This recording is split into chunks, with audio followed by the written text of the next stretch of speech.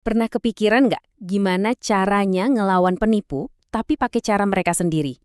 Nah, dalam dunia cerita rakyat, kayaknya nggak ada yang lebih jago soal ini selain Abu Nawas. Hari ini kita bakal bedah salah satu triknya yang paling legendaris, menipu sang penipu. Ini bukan sekedar pertanyaan iseng loh. Buat Abu Nawas, ini tuh pertarungan kecerdasan buat ngambil lagi apa yang udah dicuri dari dia. Yuk, kita lihat gimana dia membalikkan keadaan. Cerita ini asalnya dari koleksi klasik Kisah 1001 Malam. Tapi jangan salah ya, Abu Nawas itu bukan cuma tokoh dongeng. Dia itu kayak simbol gimana pikiran yang tajam bisa jadi senjata paling kuat, apalagi pas kita lagi kepepet. Oke, kita masuk ke babak pertama, ketidakadilan. Semuanya ini berawal dari sebuah rencana yang licik banget, yang dirancang buat mainin persepsi seseorang sampai dia ragu sama kewarasannya sendiri. Ceritanya gini, Abu Nawas lagi butuh uang. Terpaksa dia harus jual keledai kesayangannya, satu-satunya hartanya yang berharga. Dan di pasar, di saat orang lagi paling rentan, disitulah para penipu biasanya nungguin mangsa. Dan disinilah permainannya dimulai. Bukan dengan paksaan, tapi dengan bisikan halus. Penipu pertama datang dan nanya, "Mau jual kambingnya, Pak?" Pertanyaan simpel, tapi tujuannya buat nanemin benih keraguan pertama di kepala Abu Nawas. Nah, kalau cuma satu orang, mungkin aneh ya. Tapi gimana kalau orang kedua bilang hal yang sama? Penipu berikutnya muncul. Loh, kok naik kambing? Di sini, Abu Nawas mulai goyah. Apa jangan-jangan matanya yang salah? Terus datang pukulan ketiga. Orang asing lain nanya lagi. Mau dibawa kemana kambing itu? Tiga orang, tiga pertanyaan yang sama. Realitas Abu Nawas mulai kabur. Ini teknik gaslighting klasik, dan sayangnya berhasil. Pas Abu Nawas lagi bingung-bingungnya, muncul penipu keempat, pura-pura jadi pahlawan. Saya mau beli 3 dirham. Dalam kondisi pikiran yang udah kacau, Abu Nawas setuju aja. Jebakannya berhasil. Mereka dapat keledai seharga kambing. Tapi, mereka salah besar milih korban. Buat Abu Nawas, ini bukan akhir cerita. Justru ini adalah awal dari pembalasan. Dia nggak akan bales pakai kekerasan, tapi pakai senjata yang lebih tajam. Keserakahan para penipu itu sendiri. Peran sekarang dibalik.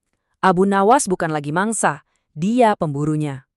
Dia tahu banget kelemahan utama setiap penipu. Mereka itu serakah dan terlalu percaya diri. Dan dua hal itulah yang akan dia manfaatin buat ngejatuhin mereka. Rencananya, wah ini jenius banget sih, saking sederhananya. Namanya muslihat tongkat ajaib. Langkah pertama, dia diam-diam bayar di muka ke pemilik restoran. Langkah kedua, dia pesan makan besar-besaran di depan umum. Langkah ketiga, buat bayar, dia cuma ngacungin tongkat kahilinya.